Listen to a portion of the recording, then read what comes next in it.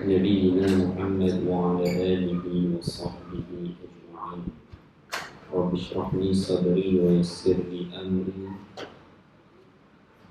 واحلل عقدة من لساني يفقه قولي ولا حول ولا قوة إلا بالله. أما بعد. أيها المسلمون والmuslimat أعزني الله وإياkum, muslimin muslimat hadirin yang berbahagia yang dirahmati dan dikasihi Allah sekalian. Alhamdulillah summa alhamdulillah.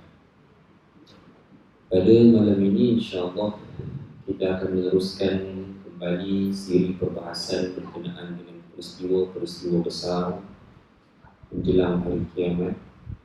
Dan InsyaAllah hadirin mati Allah sekalian, dalam tempoh masa sekitar 45 minit, saya tak boleh lama malam ni, kena ambil anak saya, ada training, tak boleh lambat ya, memang 8.45 lepas ni saya kena gerak. Jadi insyaAllah dalam tempoh ni hadirin sekalian, kita sambung muka surat 60 dalam kitab yang tuan-tuan miliki nuskahnya di tangan kita semua malam ini. Muka surat 60 di bawah tajuk peperangan berdarah ya, yang dipanggil sebagai Al-Malhamah. Al-Malhamah bermaksud peperangan, tetapi kalimah itu tidak digunakan merujuk kepada peperangan-peperangan terdahulu, melainkan kalimah malhamah itu diguna pakai dirujuk kepada peperangan akhir zaman. Ada yang memanggilnya sebagai Armageddon ya. Armageddon ni famous di sisi kaum Kristian ya. Orang-orang Nasrani Bible dia akan sebut Armageddon lah ya. Baik, peperangan ini juga ada di dalam agama Yahudi ya. Kita memanggilnya dengan nama malhamah, berasal daripada perkataan laham, yakni daging, yang disifatkan peperangan yang menyaksikan bertaburannya daging manusia. Bila peperangan ini berlaku hadirin sekalian, peperangan ini dia termasuk daripada siri rentetan peristiwa besar daripada tanda-tanda kiamat. Dia termasuk daripada peristiwa besar. Jadi kalau dia termasuk daripada peristiwa besar, bermakna dia mesti berlaku selepas kemakmuran Baitul Maqdis. Kerana pembuka kepada peristiwa besar daripada tanda-tanda kiamat ini adalah Amran Baitul Maqdis, kemakmuran Baitul Maqdis. Apa artinya?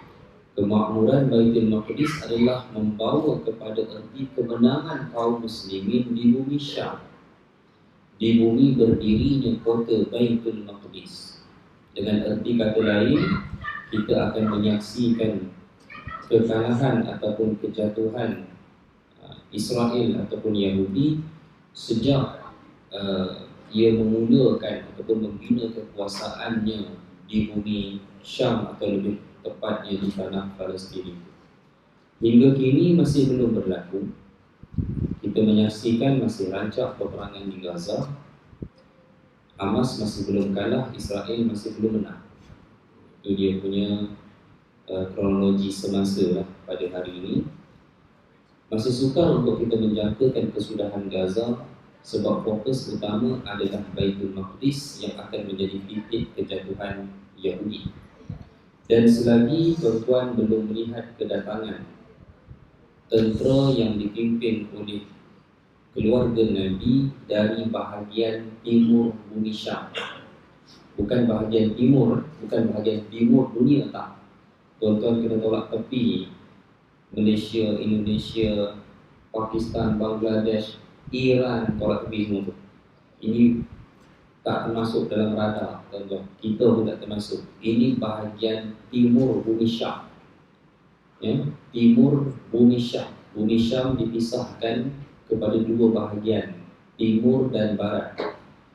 Barat, tebing barat ya, West Bank, Palestin. sebahagiannya menjadi wilayah Israel. Timur Amman menjadi negara Jordan. Kenal Jordan tak? Malam esok Musa At-Ta'mari. Kenal? Itulah dia kan. Tuan-tuan kenal siapa? Player Selangor tu. Player Selangor tu apa? Yazan Al-Arab.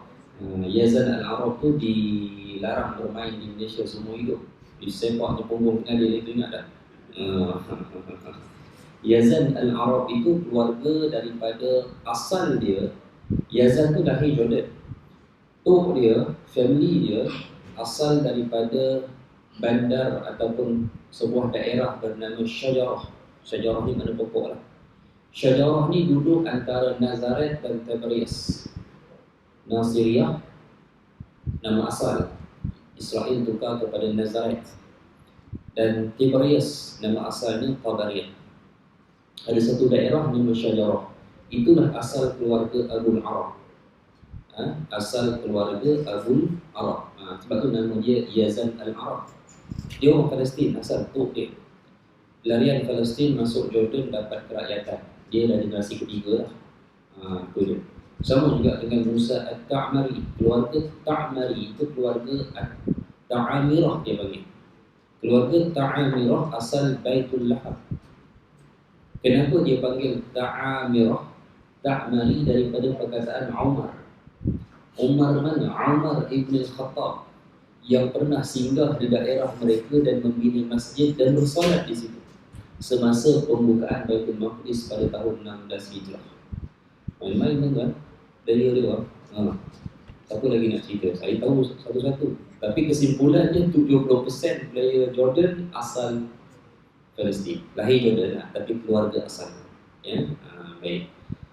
Jadi tuan-tuan hadirin nanti Allah sekalian, Jordan adalah negara yang duduk di bahagian sebelah timur bumi Syam, dan hadis menyifatkan kemenangan bumi Syam dengan kedatangan tentera dari bahagian timur bumi tersebut. Hal itu belum berlaku sehingga kini. Jadi insya-Allah hadirin sekalian, ketika itu sudah berlaku, kita mungkin akan melihat kepada bibit kepada pintu kemenangan akan berlaku. Baik. Itu peristiwa pertama kita dah bincang berkenaan dengan pembukaan kepada peristiwa-peristiwa besar hari kiamat. Hadisnya ada dalam kitab tuan-tuan tu, buka surat sebelah tu. Hadis ke-31. Kalau tuan-tuan tengok tu kan. An Mu'adz bin Jabal qala Rasulullah sallallahu alaihi wasallam umran Baitul Maqdis. Nampak tak? Peristiwa pertama, umran kemakmuran Baitul Maqdis, kharabu Yathrib, akan berlaku selepas itu kehancuran kota Madinah.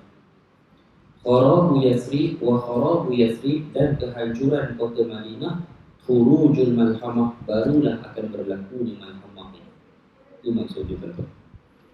Jadi malhamah yang kita nak bincang malam ini, dia akan berlaku bila? Selepas kehancuran kota Madinah. Bila berlaku kehancuran kota Madinah? Ketika mana Dajjal mula mendiami kota Madinah. Ketika Dajjal mula tinggal dan menginap. Dajjal adalah individu yang mempunyai kuasa dan pengaruh merosakkan kota Madinah pada waktu itu. Dia tinggal di kota Madinah. Ketika dia tinggal dekat mana? Dia tak tinggal dalam tanah haram. Dia tinggal di kawasan Al-Jarrah, sabda Nabi. Al-Jarrah maklum, kawasan yang maklum di Madinah, well known. Kawasan sebelah barat laut kota Madinah, bahagian belakang Masjid Nabawi, sebelah kanan menghadap ke kilat Quran, 5 km daripada Masjid Nabawi, kawasan yang dipanggil Al-Jarrah, mention in hadis sebagai suatu kawasan yang akan menjadi tempat tinggal Dajjal untuk beberapa ketika, ya, sebelum berlakunya kehancuran kota Madinah. Apa yang ada di kawasan tersebut pada hari ini? Al-Jarrah terkenal dengan sebuah bukit di kawasan dia, kawasan tersebut yang dipanggil sebagai Jabal Taibah, yang di atas bukit tersebut tersergam sebuah binaan yang dibina di zaman King Fahad dulu, dipanggil Kingdom Palace. Patutlah Dajjal kata dia duduk di kawasan Dajjal kata, Nabi kata dia duduk di kawasan Al-Jarrah. Dia tak main tuan-tuan hotel Darul Iman Continental depan masjid. Dia tak main. Dia main Kingdom Palace terus, satu istana atau bukit. Dia tak boleh masuk masjid waktu tu. Nabi sebut fa'inna min kulli naqbin min niqabiha malakan musliman. Jadi pada setiap gerbangnya ada malaikat yang bersenjata. Baik. Tapi peristiwa itu pun berlaku setelah kemenangan Islam di Baitul Maqdis. Ia kemenangan Islam ni tuan-tuan, ia benda yang akan mengejutkan dunia sebenarnya. Sekarang ni tuan-tuan, negara apa yang berada dalam radar yang boleh membebaskan Palestin, yang boleh mengalahkan Israel? Negara apa dalam negara Islam yang kita nampak dalam radar ni? Jawapannya tak ada. Kalau tuan-tuan nampak Iran dan Houthi, itu maknanya kena fitnah Dajjal juga. Ya, tak ada, confirm bukan mereka. Ya, dunia tak nampak. Tapi bila Allah kata sampai kemenangan, tuan-tuan, siapa sangka Nabi masa wafat hampir menguasai seluruh Jazirah Arab? Siapa sangka? Yang boleh expect benda ni tuan-tuan, Utbah bin Rabi'ah, seorang musyrikin Mekah. Masa dia debate dengan Nabi, masa dia pergi tu, dia kata kepada pembesar Quraisy, biar aku yang berdiplomasi dengan Muhammad ni, biar aku yang berbicara dengan dia. Masa dia pergi tu semangat. Sebab Utbah bin Rabi'ah adalah seorang yang terkenal dengan dia punya kepintaran dalam berdiplomasi. Dia deal dengan Nabi, deal, berlaku conversation, berlaku perbincangan. Utbah bin Rabi'ah balik jumpa dengan pembesar Quraisy. Utbah kata, aku cadangkan agar kita membiarkan Muhammad dengan urusannya, kerana kelak jika dia menguasai bangsa Arab, kemenangan dia adalah kemenangan kita juga. Apa kata tuan? Kan? Aku jawab balas Abu Jahal, sungguh wahai Utbah, engkau juga terkena sihirnya Muhammad. Dia kata macam tu pula. Tak, dia kata. Dia pun tak nak dia punya credibility untuk dia pun kata apa. Utbah kata tidak, itu hanyalah lontaran idea. Itu terpulang kepada kalian. Apa yang kalian buat aku setuju. Gitu. Utbah mati dalam perang Badar sebagai korban musyrikin. Allah tak pilih dia mati dalam keadaan Muslim, tapi dia pernah melihat apa yang. Tapi tuan-tuan, siapa expect ketika Nabi wafat, ada yang sekalian, legasi yang Nabi tinggalkan walaupun kepimpinan tidak turun kepada keluarga baginda waktu itu, tetapi Islam menguasai hampir seluruh Jazirah Arab. Kenapa Nabi tak tunaikan haji tahun 9 Hijrah? 9 Hijrah turun perintah haji, Nabi buat 10 tahun berikutnya. Ya. Sebab tahun ke-9 tu tahun yang mana pembesar-pembesar kabilah setiap daerah di semenanjung tanah Arab datang jumpa Nabi, tawarkan Islam kepada Nabi. Dia panggil apa? Amul Futuh, tahun pembukaan. Ya. Baik. Jadi hadirin sekalian, kemenangan ni satu rahsia Allah. Orang tak nampak siapa yang boleh dapat kemenangan, boleh menewaskan Israel ni. Dia jadi macam tu tuan-tuan. Tuan-tuan nampak payah sangat dia lawan Hamas ni, kan? Sebab apa? Tuan-tuan, sebab apa? Sebab Netanyahu sengaja lag perang ini jadi panjang. Dia boleh berdil dalam masa 48 jam dengan segala aset udara dia dari sini. Tak besar mana tuan-tuan Gaza, Tanjung Karang Sabah Renah 40 km panjang. Tu je tuan-tuan. Lebar 10 km. 48 jam punya airstrike. Hamas yang tak ada sebutir pun aset pertahanan udara, dia boleh lingkupkan macam tu. Dia tak buat. Sebab apa? Politik. Sebab tu tuan-tuan dengar tak baru ni, kabinet Israel nak jatuhkan Netanyahu. Jangan rasa seronok. Sebab kalau Netanyahu jatuh, yang jatuh tu syaitan, yang naik iblis terus. Lagi tu kan? Sebab yang bakal naik dah sebut awal-awal, tak ada seinci pun rundingan gencatan senjata dengan Hamas. Netanyahu masih nak runding, bukan kita sokong dia, tak, tapi dia buat tu kita tahu. Lebih kepada nak gantung parlimen, dengan erti kata lain, dia nak hang supaya dia boleh terus berkuasa as a Israel Prime Minister. Because dia ada kes banyak, kes mahkamah. Ni dia baru ni patut dah jatuh tuan-tuan. Dia hilang 21 kerusi daripada sokongan parti Yahudi Zionis. Dia ada kelompok en bloc Religious Zionist Party. 21 kerusi sokong Netanyahu sebelum ni, kerana Netanyahu janji dia akan rampas Masjid Al-Aqsa atau Baitul Maqdis total by April 2024. Tu yang dia dapat sokongan. Tengok-tengok dia buat main-main. Dia live gitu, dia buat macam ni, dia buat slow gini. Itu yang marah tu, buat tu. Religious Party tarik sokongan. Netanyahu hilang 21 kursi. Cuma tak jatuh on the spot because kerajaan sekarang adalah kabinet darurat, kerajaan darurat. Tapi tuan-tuan, tiba-tiba Netanyahu dapat 24 sokongan baru daripada parti pembangkang dia. Pelik tak? Pelik tuan-tuan. Pelik, memang pelik. Tak boleh fikir orang Israel pelik. Negara yang dianggap sebagai negara paling maju dengan ekonomi dan teknologi dalam pembentukan kerajaan paling cacat merbau dalam dunia.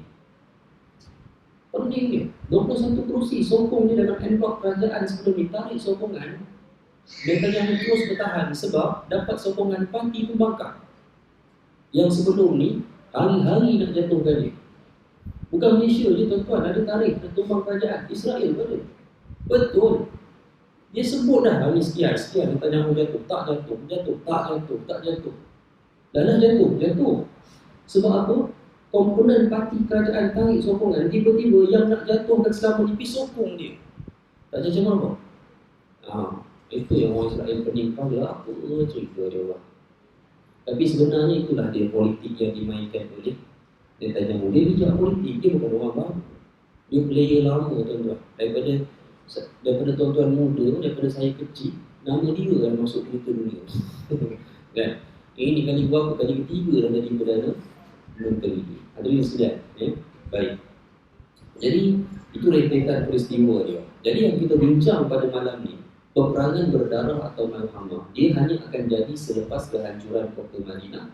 Kehancuran kota Madinah hanya terjadi selepas kekalahan Yahudi, dalam erti kata kemakmuran Baitul Maqdis, maknanya kemenangan kaum muslimin di tangan satu angkatan tentera pimpinan keluarga Nabi sallallahu alaihi wasallam. Sebab memang dunia tak expect siapa yang mampu menang ke atas Israel pada hari ini, tapi Nabi dah beri hint dia adalah pihak daripada keluargaku, dan tak ada kerajaan Arab yang sahih daripada nasab dan silsilah Nabi melainkan kerajaan yang berdiri di bahagian timur bumi Syam, yang negara ni masuk final esok. Siapa sangka dia macam tu lah tuan-tuan, bola besar. Siapa sangka dia masuk final Jordan? Tak ada siapa sangka. Masa dia mula lawan first game dia dengan Harimau Malaya, kita target kurang-kurang seri kena hentak 4-0. Kipan Gon kena. Kan? Tuan-tuan mungkin antara yang mengutuk Kipan Gon waktu itu. Tapi kita tak expect. Kan? Kita punya tuan-tuan, kita bola pula. Kim Panggon punya tim ni tuan-tuan, dia punya gaji satu bulan, bukan gaji dia seorang, gaji tim dia satu bulan RM600,000. RM600,000 dia dengan tim taktikal dia sendiri. Dia saja kita tak tahu lagu apa. Kan? Dan Cengko RM100,000 tu sebulan, tapi tak buat apa-apa, datang padang latih gitu. Tapi Kim Panggon punya tim, dia punya taktikal apa semua, analisis dia, FAM kita semua dia present. First game lingkup 4-0 dengan Jordan. Kan? Pasal apa? Macam tu dah tuan-tuan. Kadang-kadang ada benda yang manusia takkan expect, tapi bila tu saya bagi contoh bola je lah, tak adalah kaitan dengan hadis, tapi saya nak bagi contoh. Bila Allah berkehendak sesuatu kemenangan, kita takkan sangka ni. Oh, ini sudah macam bangsa Arab tak pernah sangka Muhammad yang dibuang oleh penduduk negerinya sendiri akhirnya menguasai hampir keseluruhan semenanjung tanah Arab dalam tempoh 23 tahun. Itulah baginda Rasulullah yang Allah telah tetapkan kemenangan di atas baginda. Baik tuan-tuan, malhamah.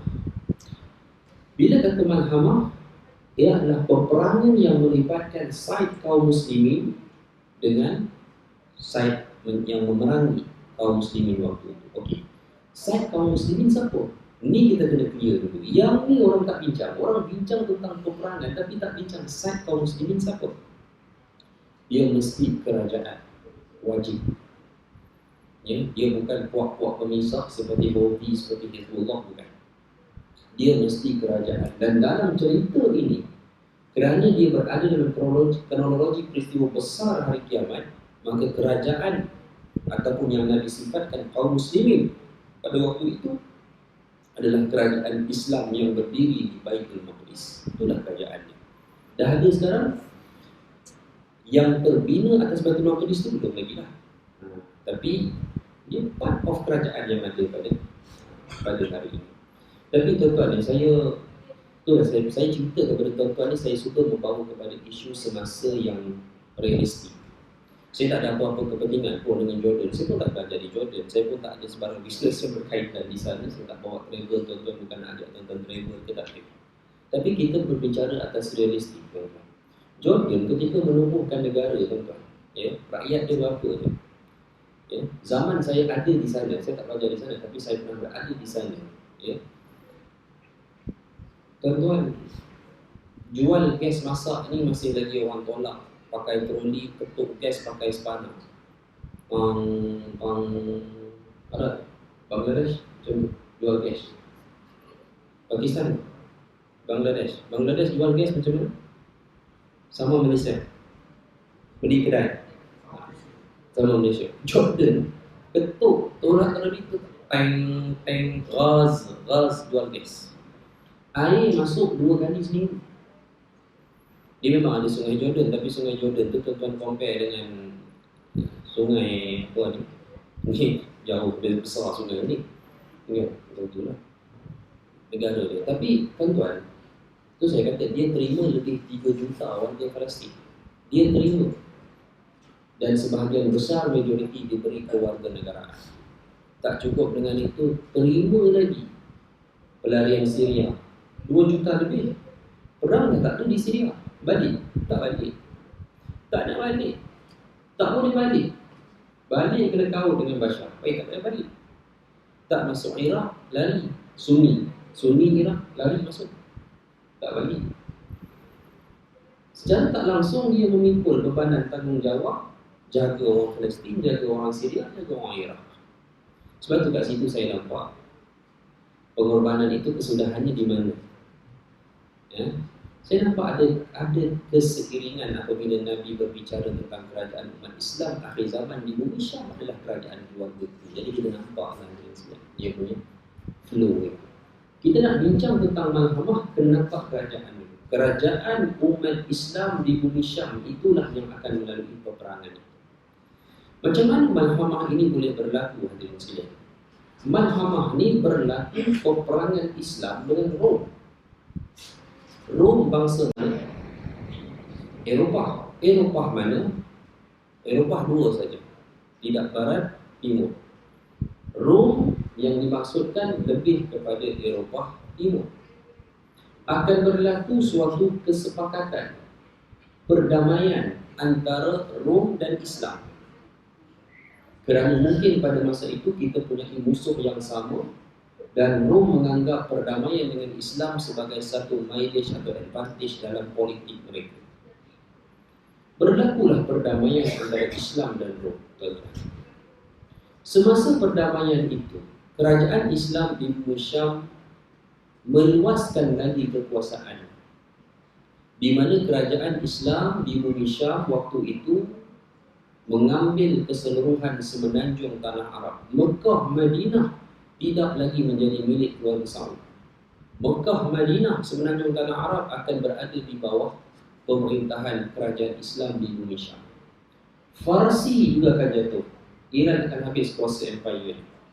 Iraq akan menjadi wilayah yang berada di bawah kerajaan Islam di bumi Syam. Semasa semua itu berlaku, Rom bersama dengan kerajaan Islam, kerajaan di Syam, Rom, Rusia. Ya, baik. Tetapi tuan-tuan, dengan kemenangan-kemenangan penaklukan ke atas wilayah-wilayah itu, Rom menyatakan kemenangan itu adalah kemenangan mereka.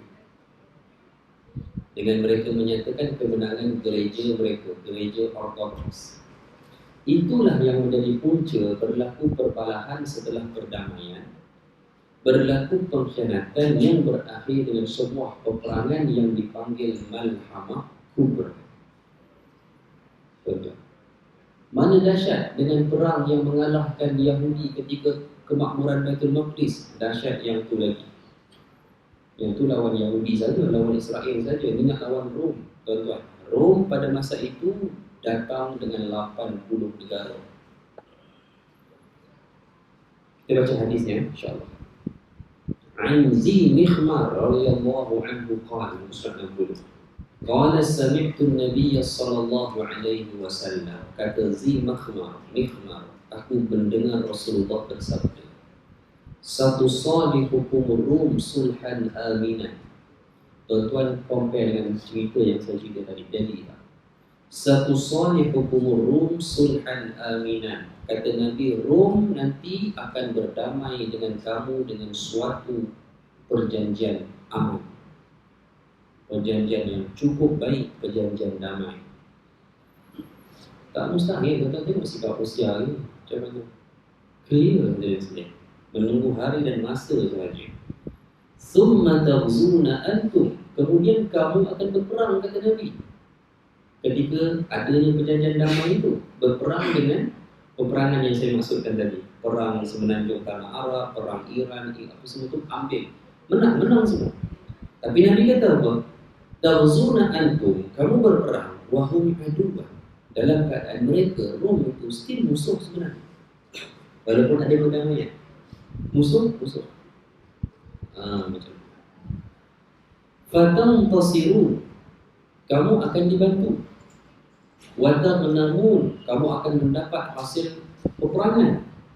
Wataslamun, dan kamu akan mencapai kemenangan, keamanan. Summa tansarifuna hatta tanzilu bimarjin dhi tulub. Setelah kemenangan selesai, ya, kalian berangkat pulang hingga ke suatu kawasan berbukit. Ada yang menyatakan kawasan berbukit ini adalah border antara Farsi dan bumi Syam. Jordan dengan Iraq tu dia pisah kawasan pergunungan, ya, kawasan itu. Baik. Fayarfa'u rajulun min ahli salib as-salib. Lelaki di pihak Rom yang beragama Kristian salib itu, dia mengangkat salib. Fayaqul ghalaba as-salib, dia kata salib telah menang dalam operasi peperangan ini. Fayaghdabu rajulun minal muslimin, marahlah seorang lelaki daripada pihak kaum muslimin. Fayaqumu ilaihi fayadukku, kaum muslimin itu pun berdiri dan membunuh dia. Wa'inda zalik taghdiru Rum wa yajtami'una lil malhamah. Ketika itu orang Rom mula mengkhianati kamu, kata Nabi, dan mereka berhimpun untuk suatu peperangan. Nabi sebut perkataan malhamah, ya.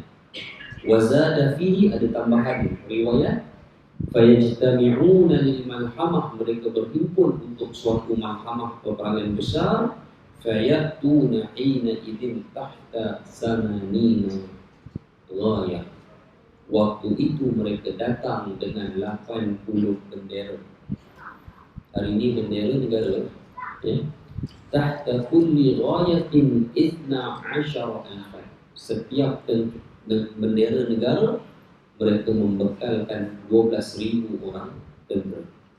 Saya hitung-hitung tenteranya total hampir 1 juta, 900,000 lebih, dan berlakulah malhamah di sana. Baik. Ketika malhamah itu berlaku, tentera kaum muslimin terhimpit di mana? Hadis 30. An Abi Darda radhiyallahu anhu anna Rasulullah sallallahu alaihi wasallam qala fusqatul muslimin yaumal malhamah al-ghutah, kata Nabi. Kem benteng tentera muslimin pada hari berlakunya malhamah adalah di kawasan Ghutah.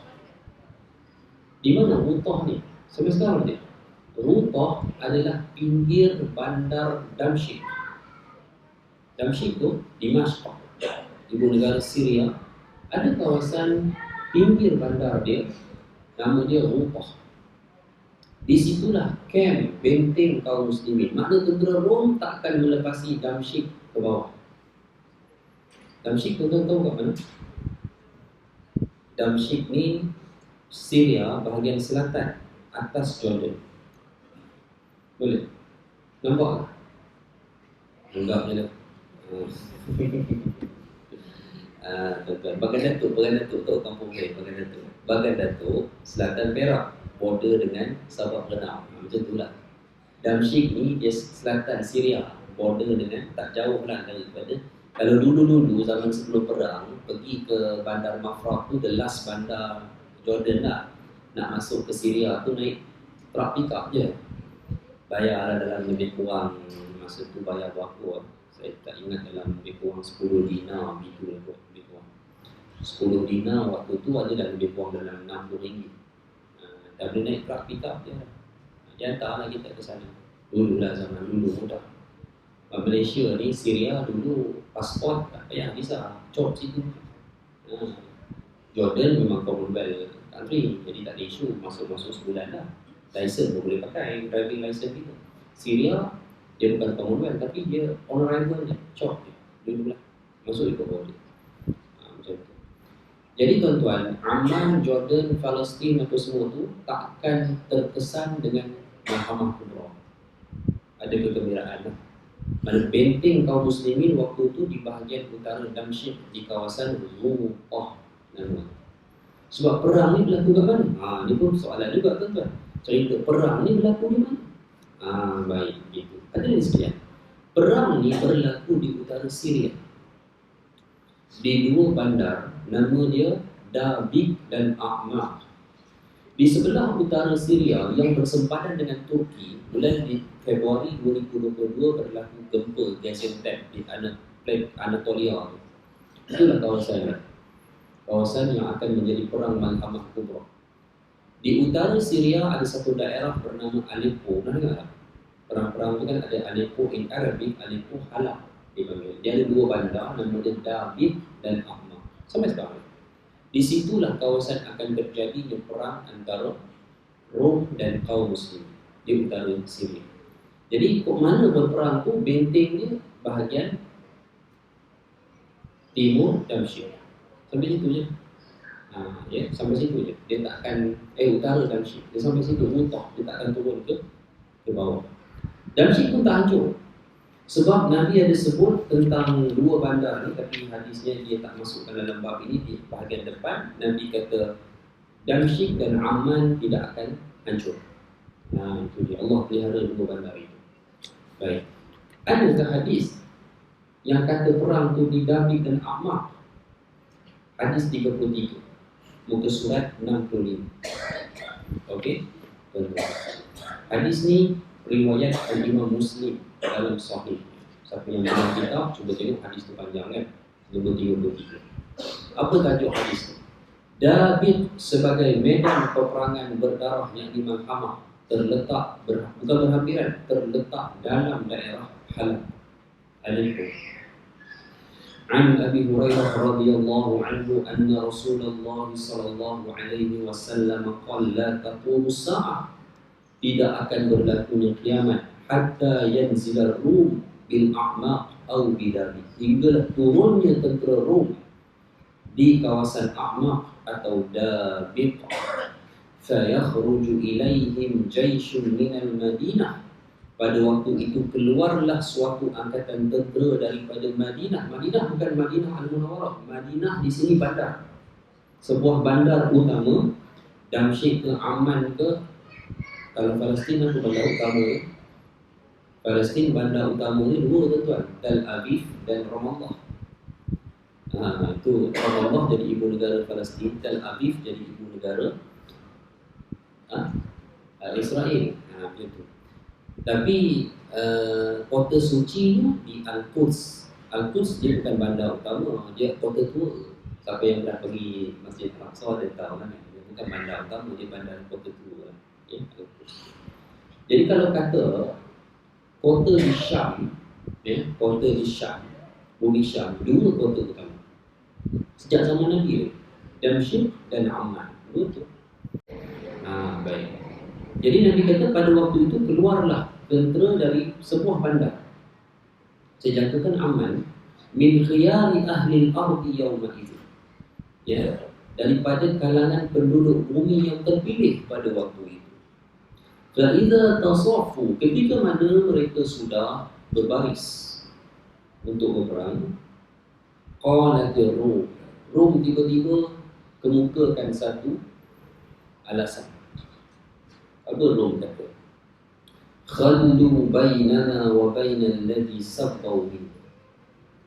Perang ni, Rum kata, biarkan kami untuk memerangi orang-orang kami sahaja yang memisahkan diri dan wilayah atau wilayah mereka daripada kami.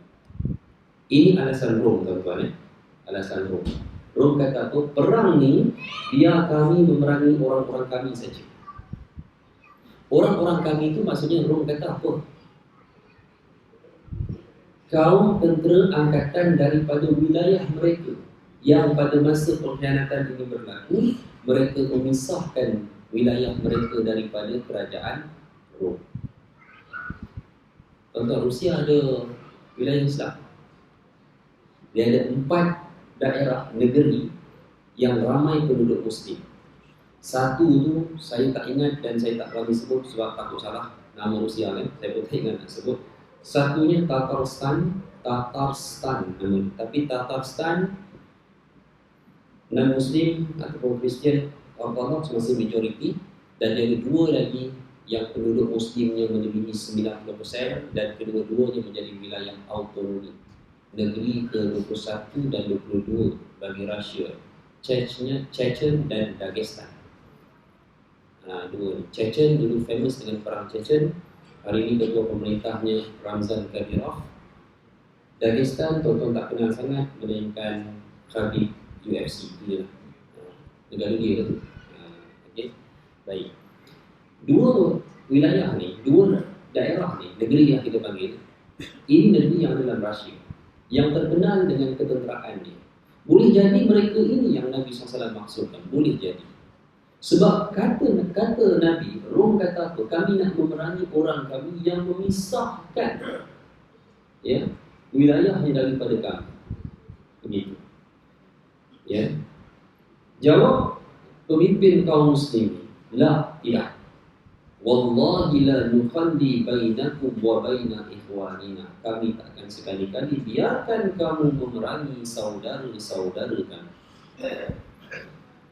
Baik, apa jadi hadirin sekalian? Fayuqatilunahum, maka berlakulah peperangan. Hadirin sekalian, malhamah kubra. Apa jadi dalam malhamah kubra? Fayanhazimu sulusun la yatubullahu alaihim abadan. 1/3 lari dari medan perang, Allah tidak ampunkan mereka selama-lamanya. Wa yuqtalu sulusahum, 1/3 terbunuh. Afdalus syuhada indallah, mereka menjadi syuhada yang paling utama di sisi Allah. Wa yaftatihu sulus, dan 1/3 Allah beri kemenangan. Dan 1/3 itu adalah bahagian, bukan semua, tapi sebahagian dari 1/3 itu adalah tentera kaum muslimin dari negara Rom sendiri. Dari mana maksudnya? Daripada Eropah sendiri. Ya?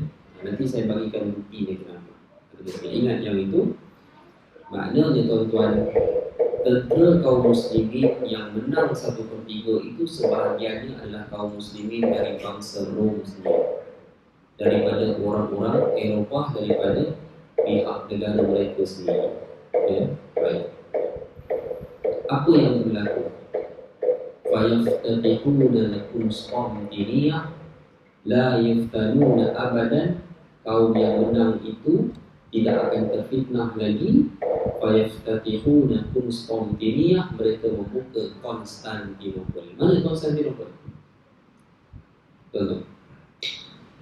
Istanbul. Nah, apa buka Istanbul? Sudah jadi kota kaum muslimin sekarang. Betul? Kan? Apa buka Istanbul? Enggak nyambung. Tak beli. Sebab apa tuan-tuan? Bukan Istanbul, Konstantinia. In English, Constantinople refer kepada bandar atau wilayah berdirinya kerajaan gereja Ortodoks Timur. Zaman Nabi, ya, Istanbul. Pada zaman Nabi, kebetulan Raja Heraklius pusat kerajaan di Istanbul. Maka Istanbul dikenali Konstantinopel. Tapi tuan-tuan harus ingat, dalam senarai Maharaja Rom, tidak semua mereka menjadikan Istanbul sebagai kerajaan. Pernah bumi Syam itu, tanah Syam itu jadi pusat kerajaan Rom pada waktu itu. Itulah Konstantinopel, Syam. Dia tak ada yang spesifik. Dia berpindah-pindah. Okey. Masa Al-Fatih Utsmaniyah 1453, Raja Konstantin 11 duduk di Istanbul dan dia kalah di situ. Okey. Habislah. Sejak 1453, Istanbul tak pernah bertukar menjadi wilayah kaum kufar. Hingga ke hari ini, walaupun pernah bertukar menjadi negara sekular. Hari ini kalau tuan pergi Istanbul pun Arab banyak lagi, tapi dia still kota kaum muslimin. Azan still dikumandangkan, solat didirikan di kota Istanbul. Mana Konstantinia? Wilayah Eropah yang berdiri kerajaan, terutamanya kerajaan Rom Timur di bawah paksi gereja Ortodoks Timur. Pada waktu itu tuan-tuan, kita akan menyaksikan Eropah akan dimiliki oleh kaum muslimin. Siapa yang buka? Sebahagian daripada 1/3 tentera kaum muslimin yang menang pada waktu itu. Kita belum habis baca hadis ni, kita patah balik buka surat sebelum, hadis 32. Ya. Pembebasan kota Konstantinopel setelah berlakunya peperangan berdarah. Nampak? Mahal-mahal. Okey, betul. Dalam hadis ni Nabi tanya, Sami'tum bi madinatin janibu minha fil bar wa janibu minha fil bahr. Pernah tak kamu dengar satu kota yang mana sebahagiannya berada di darat, sebahagiannya berada di laut? Okey. Sifatnya kalau letak Istanbul tak ada sebab. Tuan-tuan, kalau dia Istanbul, Nabi tak payah tanya macam ni dengan sahabat. Nabi tanya macam mana? Sebab Istanbul maklum pada masa itu, siapa duduk situ? Kamu kata tu kan, belum hidup lagi. Siapa duduk situ? Heraklius. Maharaja Heraklius yang bertempur dengan Nabi dalam perang Tabuk tu. Kalau Istanbul, Nabi tanya direct. Bandar Istanbul, bandar Heraklius maklum, tuan-tuan. Tapi Nabi tak tanya satu bandar yang sifatnya sebahagian dibuat atas air, sebahagian atas darat. Tuan-tuan. Okey. Boleh? Sahabat pula jawab, "Na'am ya Rasulullah." Kami pernah dengar. Pernah pergi tak? Tak pernah pergi, kami pernah dengar. Kami pernah tahu. Tuan-tuan, itu adalah sifat kota-kota di Eropah pada zaman itu, yang mengekalkan tradisi itu hingga ke hari ini. Kat mana? Agak-agak tuan-tuan, yang mengekalkan tradisi itu sampai ke hari ini di Venice. Venice itu masih mengekalkan bandar yang dibuat atas darat betul, Sebahagian bandar kan dia buat atas air yang Italian job, bawa kereta Mini Cooper kan. Tuan-tuan, nampak macam sungai. Saya pernah pergi Venice, tahu dia bukan sungai, dia laut. Tapi dia buat bandar tu sampai nampak macam sungai. Kenapa dia buat begitu? Dia mengekalkan tradisi bandar Rom Eropah lama dulu. Tapi sebahagiannya dah meninggalkan because faktor sebenarnya Venice tu bukannya kalau pergi pun tak sedap sebab dia air laut. Macam dia kalau kena air pasang okey dah, kalau kena air surut macam tu lah kan. Jadi sebab tu kebanyakan bandar tak lagi mengekalkan bentuk macam tu. Venice lah dia punya heritage tu. Okey, sahabat pernah dengar? Sahabat kata apa? Nabi kata apa? La taqumus sa'ah hatta yaghzuha 70,000 min bani Ishaq. Tidak akan berlaku kiamat sehinggalah bandar-bandar itu akan didatangi oleh 70,000 tentera min bani Ishaq, daripada keturunan Bani Ishaq. Saya nak tanya tuan-tuan, tentera yang datang ke Rom Eropah ni, yang nak pergi buka Konstantinopel ni, Arab ke bukan? Bukan. Nabi sebut Bani Ishaq. Bani Ishaq Arab tak? Confirm bukan tuan-tuan. Sebab tak ada kaitan. Arab is Arab. Arab ni banyaklah pecah dia kan. Tengoklah, asal Arab, asal Yaman. Muka Arab asal macam Afif tu, Afif Qatar. Tu asal Yaman tu. Mana orang Qatar main bola? Tak ada. Semua orang luar. Afif tu itu muka Arab Yaman asal. Macam itulah mukanya. Oh ya tu bukan Arab ni semak-semat Bani Hashim itu semua mewarisi ketampanan Nabi Allah Ibrahim AS. Sebab penduduk semenanjung tanah Arab Bani-Bani utama itu semua keturunan, majoriti keturunan Ismail AS. Bani Quraisy ke Bani apa lagi? Banyak Bani lah, Bani-Bani Arab tu dia keturunan Ismail. Itu jadi putih-putih sebahagian Arab tu. Macam kalau orang Syam dia lain pula. Dia memang orang-orang Kanaan, lain memang cantik-cantik orangnya. Macam itulah. Tuan-tuan, Bani Ishaq bukan Arab. Ishaq dua anak. Ingat lagi tak? Saya pernah cerita saya rasa. Tapi tuan-tuan mungkin sebahagiannya lost tak ingat cerita ni. Ishaq dua anak. Yang popular anak Ishaq tahu? Anak Ishaq tak jadi Nabi. Yaqub, anak Yaqub Bani Israel. Generasi pertama Bani Israel tu 12 orang anak Nabi Yaqub AS. Yaqub ada abang, tak jadi Nabi. Isu namanya, bin Ishaq, bin Ibrahim AS. Isu ada seorang cicit nama dia Rum. Rum nama dia. Dialah induk bapa kepada bangsa Eropah asal, bangsa Rum. Tuan-tuan, jadi Bani Ishaq yang Nabi cakap ni orang mana? Orang Rom, orang Eropah, daripada kalangan yang menjadi kaum muslimin pada hari ini. Contoh, orang-orang Dagestan, orang Chechen, itu semua orang Rom, empat Rom, ya? Yang menjadi kaum muslimin ada di sini. Boleh cerita dia? Begini. Nabi kata mereka inilah nanti yang akan pergi ke wilayah Rom, wilayah mereka sendiri, dan membuka wilayah itu. Falam yuqatilu bisilah. Pembukaan Konstantinopel, kata Nabi, tidak berlaku dengan peperangan senjata pun. Saya nak tanya, masa Istanbul dibuka, perang tak? Perang. Sebab itu pembukaan Istanbul tidak menepati ciri hadis.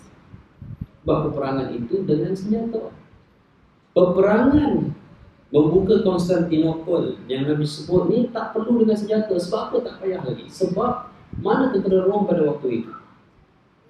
Sudah kalah di mana? Tenteranya hancur di Malhamah Kubra, di David dan di Ahmad di Syria. Ini sebab dia. Jadi dia hanya dibuka dengan La ilaha illallah Allahu Akbar wa lam yarmu bisaham.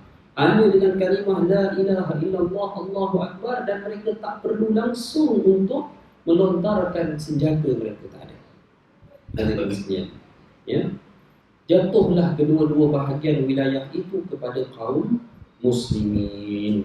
Mereka hanya datang dengan laungan la ilaha illallah Allahu akbar, penduduknya menyerah diri dan menjadi kota itu menjadi wilayah kaum muslimin. Hadirin Allah sekalian, ya, fayadkhuluha, kaum muslimin masuk ke wilayah itu, fayanamun, ya, fa bainama hum yaqtasimuna al-ghanaim, mereka pun menguruskan pembukaan, menguruskan harta-hartanya di sana. Ketika mereka sedang menguruskan pembukaan itu, izja'ahumus sarih, keluarlah suatu statement, kenyataan seruan, inna dajjal qad kharaj, sesungguhnya Dajjal telah keluar membawa angkatan tenteranya.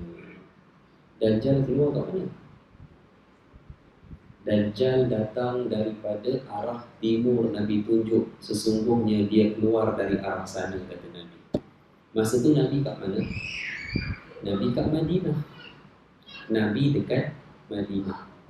Nabi tunjuk ke arah timur Madinah. Tuan-tuan tengok apa yang ada, bandar apa yang ada di timur Madinah. Nabi kata dari arah sana dia akan keluar. Ini dia tulisnya. Maknanya pembukaan Eropah Konstantinopel akan berakhir dengan keluarnya Dajjal membawa angkatan tenteranya untuk melakukan huru-hara peperangan di Timur Tengah. Sedang kaum muslimin sebahagiannya berada di Eropah waktu itu sedang mengurus pembukaan wilayah Eropah. Tuan-tuan, insya-Allah. Berhenti di sini.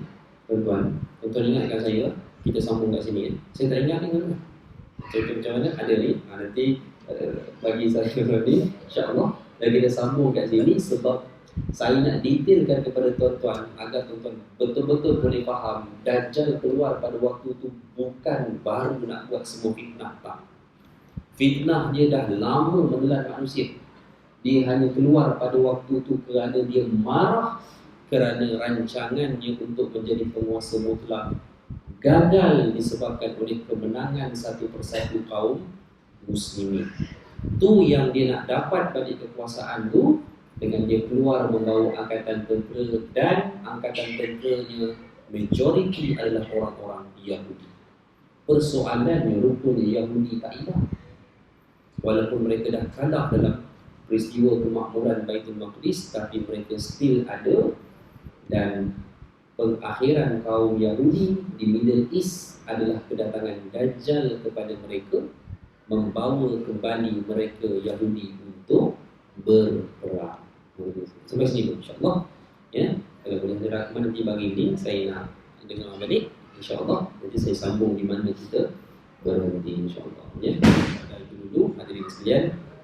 Mudah-mudahan Allah berkati usaha dan pertemuan kita. Aqulu qawli hadza wa astaghfirullah. Assalamualaikum warahmatullahi wabarakatuh.